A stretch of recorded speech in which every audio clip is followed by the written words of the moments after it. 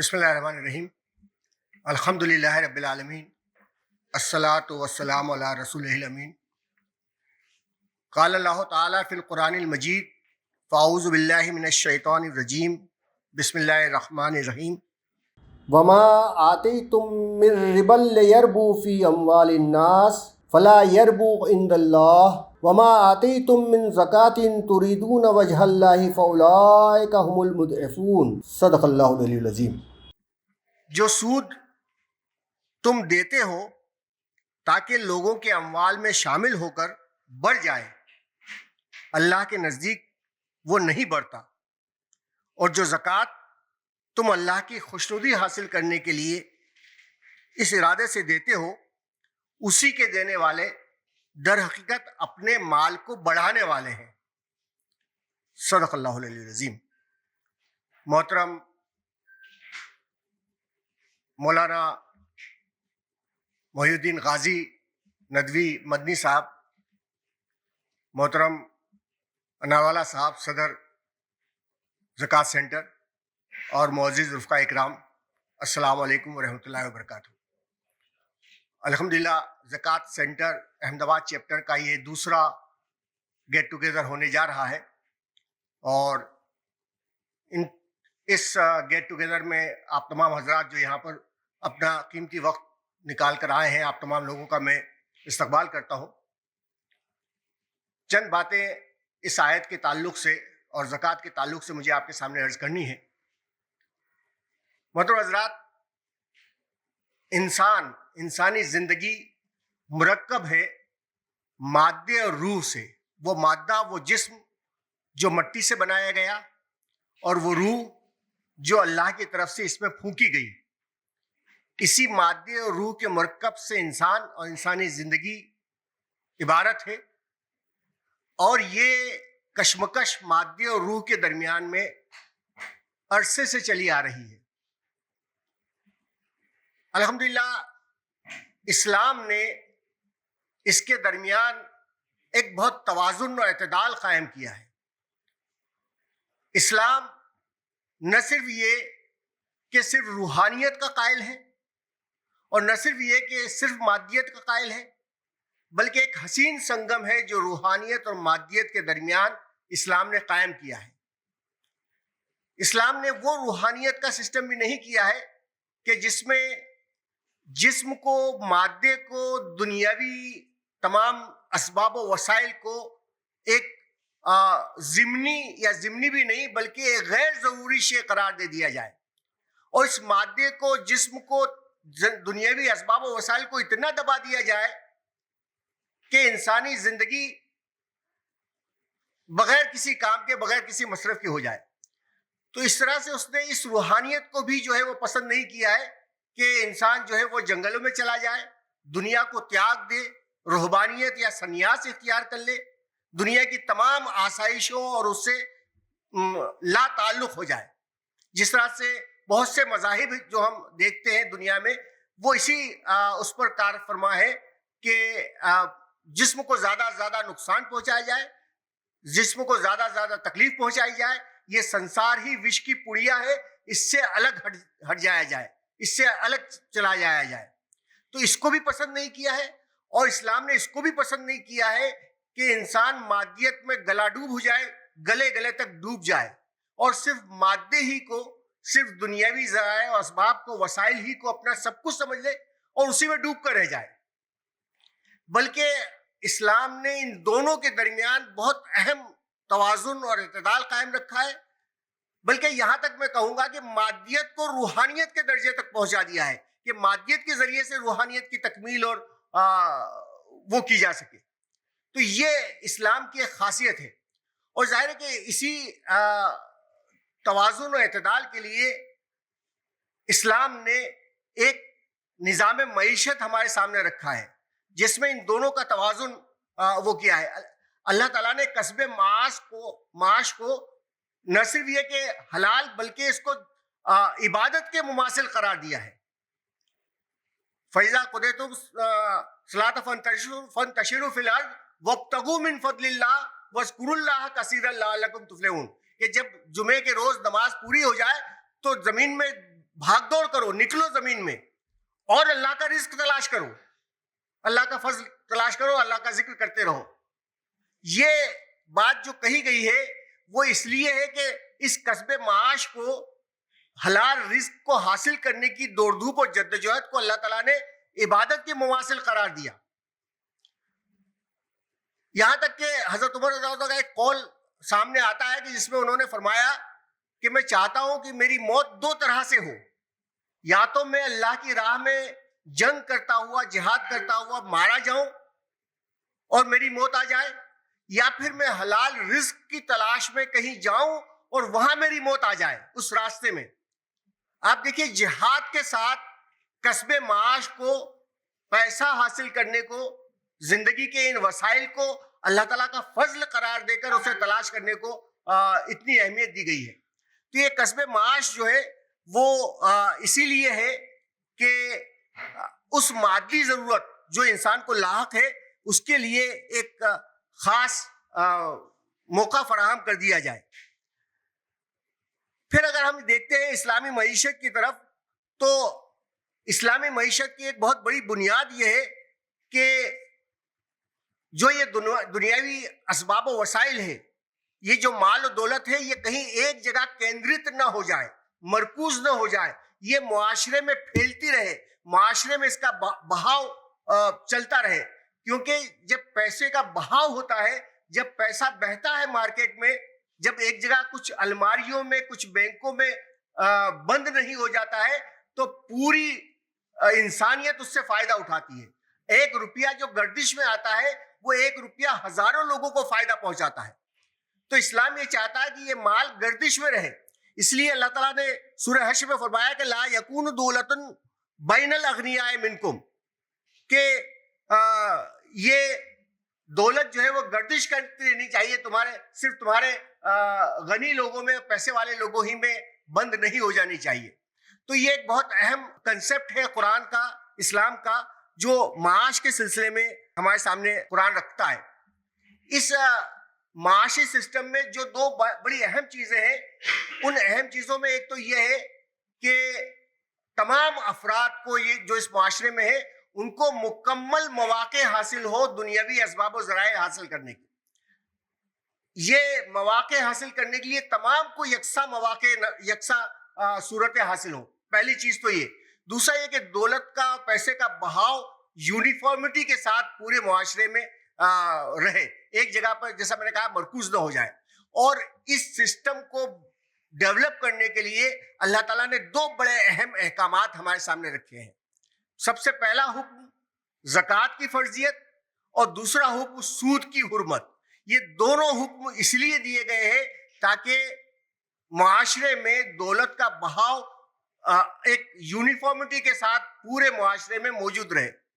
یہ آیت جو بھی میں نے آپ خطبے میں سورہ روم کی جو آیت آپ کے سامنے پڑھی, اس میں یہی بات کہی گئی ہے کہ انسان یہ سوچتا ہے کہ جو مال, جو رقم جو سود تم دیتے ہو تاکہ لوگوں کے اموال میں شامل ہو کر بڑھ جائے, وہ اللہ کے نزدیک بڑھتا نہیں ہے. لیکن جو زکوٰۃ تم اللہ تعالیٰ کی راہ میں دیتے ہو, وہ زکوٰۃ یہ سمجھتے ہو تم کہ وہ تمہارے مال کو کمی کرنے والی ہے, در حقیقت وہ تمہارے مال کو بڑھانے والی ہے. تو یہ دو چیزیں اللہ تعالیٰ نے, دو احکامات دیے ہیں, زکوٰۃ کی فرضیت کا اور سود کی حرمت کا, تاکہ یہ معاشرے میں دونوں کو, تمام لوگوں کو یکساں مواقع حاصل ہو دنیاوی اسباب و ذرائع حاصل کرنے کے, اور یہ دولت یونیفارمٹی کے ساتھ گردش کرتی رہے. اس سلسلے میں بڑی بدقسمتی کی بات یہ ہے کہ زکوٰۃ کی جو اہمیت ہے اس کو ہم نے یکسر بھلا دیا ہے. ورنہ اگر ہم قرآن میں دیکھیں تو قرآن میں ہر جگہ پر جہاں نماز کا ذکر کیا گیا ہے اسی کے ساتھ زکوٰۃ کا ذکر کیا گیا ہے. جہاں اقامت صلاح کا ذکر ہے وہاں ایتاء زکوٰۃ کا ذکر ہے. لیکن بدقسمتی کی بات یہ ہے کہ ہم نے وہ زکوٰۃ کی اس اہمیت کو اپنے نظر میں نہیں رکھا ہے. ورنہ آپ یہ سوچئے کہ نماز کے بارے میں ہم جتنے زیادہ حساس ہیں کہ نماز کی ایک ایک باریک چیز کو ہم پکڑ کے رکھتے ہیں, اور پکڑ کے رکھنا بھی چاہیے. اس کے سنتوں کو, ان کے نوافل کو, ان کے طریقوں کو, اس کے وقت کو, اس کے لیے پورا ایک نظام ہم نے بنا رکھا ہے, اور اس کے لیے پوری تگدو ہوتی ہے, پورے مسائل اور پوری تمام چیزیں ہوتی ہے. آپ ذرا اندازہ لگائیے کہ زکوٰۃ کے لیے کیا یہی سسٹم ہے؟ کیا زکوٰۃ کے لیے بھی اتنی باریکی کے ساتھ، جس طرح سے نماز کی ایک ایک چیز کو باریکی کے ساتھ ہم لوگ پکڑ کے رکھتے ہیں، کیا زکوٰۃ کی ان تمام چیزوں کو، کہ زکوٰۃ کن کن لوگوں پر واجب ہے، کون لوگ ہیں، کیا شرائط ہے صاحب نصاب ہونے کی، اور وہ کیا مدے ہیں جن پر زکوٰۃ صرف کی جا سکتی ہے، اس کا کیلکولیشن کس طرح سے کیا جائے. ہم اندازہ لگا لیتے ہیں کہ ٹھیک ہے اتنا پیسہ ہوگا، اتنی زکوٰۃ نکلے گی، اور وہ نکال دی. حالانکہ جس طرح سے نماز میں بالکل چوکسائی کے ساتھ آپ وقت کی پابندی کے ساتھ اور تمام اس کے ارکان کی پابندی کے ساتھ نماز ادا کرتے ہیں، زکوٰۃ کا بھی مسئلہ اسی طرح کا ہے. اسی پابندی اور اسی اس کے ساتھ احتیاط کے ساتھ زکوٰۃ کا معاملہ بھی ہونا چاہیے. ہم دیکھیں ایک حدیث ہے جس میں آپ نے فرمایا کہ نماز اس طرح سے پڑھو جس طرح سے میں پڑھتا ہوں. لیکن کیا زکوٰۃ کے بارے میں ہم سوچتے ہیں کہ زکوٰۃ اس طرح سے دے جیسے آپ صلی اللہ علیہ وسلم نے اور وہ اس زمانے میں نکالی جاتی تھی؟ ہم اس کی طرف توجہ نہیں کرتے. تو ایک بہت بڑی بدقسمتی ہے ہماری کہ زکوٰۃ کے بارے میں ہم اتنے حساس نہیں ہیں جتنے حساس ہم دوسری تمام عبادتوں کے معاملے میں ہیں، اور اس کی وجہ سے بہت ساری خرابیاں، بہت ساری کمزوریاں ہمارے سامنے آ رہی ہیں. میں اس سلسلے میں صرف ایک بات جو مولانا آزاد، عبدالکلام آزاد رحمۃ اللہ علیہ نے اپنی کتاب حقیقت زکوٰۃ میں لکھی ہے، اس کی چند باتیں میں آپ لوگوں کے سامنے رکھنا چاہتا ہوں کہ زکوٰۃ کے سلسلے میں انہوں نے جو بات کہی، وہ پورا کوٹیشن تو میں آپ کے سامنے پڑھ کر نہیں سناؤں گا، لیکن اس کی جو اہم باتیں ہیں کہ مولانا آزاد کہتے ہیں کہ میں نے 40 سال تک قرآن میں غور و فکر کیا، اور میں اس نتیجے پہ پہنچا ہوں کہ قرآن میں جتنا زور اقامت صلاۃ پر دیا گیا ہے اتنا ہی زور اطاعت زکوٰۃ پر دیا گیا ہے، لیکن ہم لوگ اس سے غافل ہیں. اور وہ یہ کہتے ہیں کہ ہم نے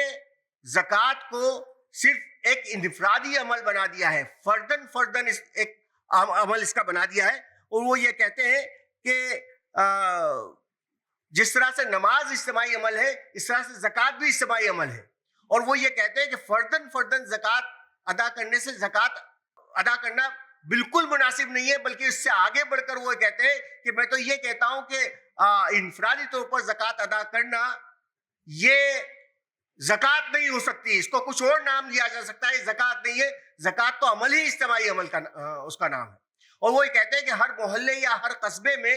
کچھ لوگ ہونے چاہیے، 3 4 5 لوگ جو اجتماعی طور پر اس کو وہ کرے، لوگ اس کے ساتھ جڑتے جائیں گے اور یہ کام ہوتا جائے گا. اور یہی کام ہے جو زکوٰۃ سینٹر یہاں پر انجام دے رہی ہے. اس سلسلے میں ایک بات اور میں یہ بات کہوں کہ ڈاکٹر حمید اللہ نے اپنی کتاب میں لکھا ہے کہ آپ صلی اللہ علیہ وسلم زکوٰۃ کے لیے، زکوٰۃ کی وصولی کے لیے ان کے لیے یہاں پورا سسٹم تھا. زکوٰۃ عاملین زکوٰۃ جو زکوٰۃ وصول کرنے والے ہوتے تھے، جو زکوٰۃ کا اسٹیمیٹ کرنے والے ہوتے تھے، اسٹیمیٹ کرنے والے کہ کون کو کہاں کتنی زکوٰۃ ہو سکتی ہے، ان کی کھیتوں کو دیکھ کر، ان کی کھجوروں کو دیکھ کر، ان کی فصلوں کو دیکھ کر وہ ایک الگ ٹیم ہوتی تھی، وصول کرنے والے ایک الگ ٹیم ہوتی تھی، حساب رکھنے والے الگ ٹیم ہوتی تھی. وہ یہ کہتے ہیں ڈاکٹر حمید اللہ کے وصول کرنے والے لوگوں میں جن کو آپ مقرر کیا کرتے تھے، ان میں حضرت عمر رضی اللہ تعالیٰ عنہ، حضرت ابو عبیدہ بن جراح رضی اللہ تعالیٰ عنہ، حضرت معاذ بن جبل رضی اللہ تعالیٰ عنہ، ایسے بڑے بڑے جلیل القدر اکابرین صحابہ جو ہے وہ مقرر کیے جاتے تھے زکوٰۃ کی وصولی پر. آج کیا ہوتا ہے، مدرسے کے جو بالکل یعنی کہنا چاہیے کہ جو کمزور سے کمزور لوگ ہوتے ہیں ان کو زکوٰۃ کے لیے بھیج دیا جاتا ہے، 30% 40% کے اس کے ساتھ جو ہے ان کو مارکیٹ میں پھیلا دیا جاتا ہے. آج ہم میں کے ذمہ دار لوگ کسی کے بارے میں، زکوٰۃ کے بارے میں جانے میں شرم محسوس کرتے ہیں، جبکہ آپ سب کے زمانے میں یہ بڑے بڑے اکابر صحابہ جو ہے وہ زکوٰۃ وصول کرنے کے لیے جاتے تھے. یہ ایک بڑی اہم چیز ہے جو ہمارے سامنے رہنی چاہیے. ایک اور بات اس سلسلے میں یہ رکھ دوں کہ اس کے مقابلے میں اللہ تعالیٰ نے جو سود کی بات کہی ہے، اور جس کے بارے میں یہ کہا گیا ہے کہ جو سود تم دیتے ہو تاکہ لوگوں کے اموال میں شامل ہو کر وہ بڑھ جائے، اللہ کے نزدیک وہ نہیں بڑھتا. سود دراصل یہ نشانی ہے اس بات کی کہ آدمی کتنا خود غرض ہے، کتنا شقی القلب ہے، اس کا دل کتنا سخت ہو چکا ہے، کتنا مردہ ہو چکا ہے کہ اس کے پاس پیسہ ہے اور ایک ضرورت مند اس کے سامنے آتا ہے تو اس ضرورت مند کے لیے اس میں سے پیسہ نکلنا اس کے لیے وہ تیار نہیں ہوتا. یہ شقی القلبی، یہ دنیا کی محبت جو اس کے دل میں بیٹھ گئی ہے، وہ انسانی سماج کو جو ہے وہ ایک مردہ سماج بنا دیتا ہے. انسانی سماج وہ ہے کہ جس میں لوگوں کے دکھ درد کا احساس ہر ایک کو ہو اور ہر ایک اپنے حساب سے اس دکھ درد کو دور کرنے کی کوششیں کرتا رہے. تو یہ اگر ہوگا تو سماج صحت مند معاشرہ بنے گا کہ ایک آدمی کے پاس اپنی ضرورت سے زیادہ پیسہ جمع ہو رہا ہے تو اس کا ایک حصہ وہ سماج کے لیے نکالے, اور یہ نہ ہو کہ وہ اس کے پاس جو پیسہ جمع ہو اسے لوگوں کی کے استحصال کے لیے, لوگوں کو مجبور کرنے کے لیے سود پر وہ اس پیسے کو دے. اس سلسلے میں ایک بات اور یہ یاد رہے کہ زکوٰۃ تو صرف 2.5% ہے, باقی 97.5% پیسہ تو اس کے اپنے پاس ہے. یہ زکوٰۃ تو ایک لازمی چیز ہے جو دینا ہے, لیکن ہم یہ دیکھیں کہ باقی جو 97.5% ہے ان میں سے وہ کتنا اللہ تعالیٰ کی راہ میں دے رہا ہوتا ہے, کتنا سماج کے لیے خرچ کر رہا ہوتا ہے. ہم واقعات دیکھتے ہیں نا, آپ صلی اللہ علیہ وسلم صحابہ اکرام کے واقعات کے خلیفہ وقت اپنی پیٹھ پر بوری لاد کر ایک غریب کے گھر پر جا کر دیتا ہے. ہم نے کتنا اپنے آس پاس کے غریبوں کا خیال رکھ کے ان غریبوں کے گھر کی ملاقات کی ہے اور ان کی دکھ درد دور کرنے کی کوشش کی ہے. تو بہرحال یہ اس ایک آیت کے ذریعے سے جو دو باتیں کہی گئی ہے, زکوٰۃ کی فرضیت اور سود کی حرمت, یہ دولت کو اس پورے معاشرے میں گردش دینے کے لیے اللہ تعالیٰ نے یہ پورا سسٹم مقرر کیا ہے. آخر میں صرف دو باتوں کی طرف اشارہ کر کے اپنی بات پوری کروں گا, اور وہ ایک مومنانہ معاشرے کی, ایک مومن کی جو دو بڑی اہم خصوصیات ہیں معاشی تعلق سے, ان کا ذکر کرنا میں مناسب سمجھوں گا. پہلی چیز ہے قناعت اور دوسری چیز ہے سخاوت. یہ دو ایسی اہم خوبیاں ہیں کہ جو اگر کسی فرد میں اور کسی سماج میں اگر آ جائے قناعت کی اور سخاوت کی, تو کوئی معاشی مسئلہ اس سماج میں پیدا نہیں ہو سکتا. ممکن نہیں ہے کہ کوئی معاشی مسئلہ پیدا ہو جائے. قناعت یعنی آدمی اپنی ضروریات کو کم سے کم کر کے اور اپنی زندگی کو پورا کرے. یہ قناعت بڑی اہم چیز ہے. بہت پیسہ ہو لیکن اپنی ضروریات کو کم کرے اور اس پیسے کو سماج کی راہ میں خرچ کرے. سخاوت کہ اس کا دل صرف دنیا کی مال میں مبتلا نہ ہو, محبت میں مبتلا نہ ہو, بلکہ وہ مال اللہ تعالیٰ کی راہ میں خرچ کرنے کے لیے تیار ہو. ابھی ایک بات مولانا سے بات چل رہی تھی اور یہ بات سامنے آئی کہ ایک شخص ہے جو کروڑوں روپیے اپنے شادی میں خرچ کرتا ہے, لیکن اس کے یہاں کام کرنے والے ایک مزدور کے ہاسپٹل کی فیس دینے کے لیے اس کے پاس انتظام نہیں ہوتا, اس کے لیے رعایت طلب کرتا ہے, اور اپنے بیٹوں کی شادی میں کروڑوں روپے وہ خرچ کر ڈالتا ہے. تو ایک مومن کی صفات میں یہ ہے کہ وہ اتنا سخی ہو کہ اپنے مال میں سے معاشرے کے ان غریب اور محتاج لوگوں کا حق ادا کرنے کے لیے تیار ہو, اور قناعت پسند اتنا ہو کہ پیسہ ہونے کے باوجود اپنی ذاتی ضروریات پر کم سے کم خرچ ہو اور معاشرے پر زیادہ خرچ ہو. تو یہ چند باتیں تھی جو اس آیت کے تعلق سے اور آج کے اس اہم مجلس کے تعلق سے چند باتیں مجھے آپ کے سامنے رکھنا تھی. اللہ تعالیٰ سے دعا کرتا ہوں کہ مجھے اور آپ تمام لوگوں کو ان باتوں پر صحیح طور پر غور کرنے, اس زکوٰۃ کی جو اللہ تعالیٰ نے یہ ایک سسٹم رکھا ہے ہمارے معاشی نظام کی اصلاح کے لیے, اس کی اہمیت کو سمجھنے اور اس کی تمام باریکیوں کو سمجھنے اور اس پر عمل پیرا ہونے کی ہمیں توفیق, طاقت اور صلاحیت عطا فرمائے. وآخر دعوانا ان الحمد للہ رب العالمین.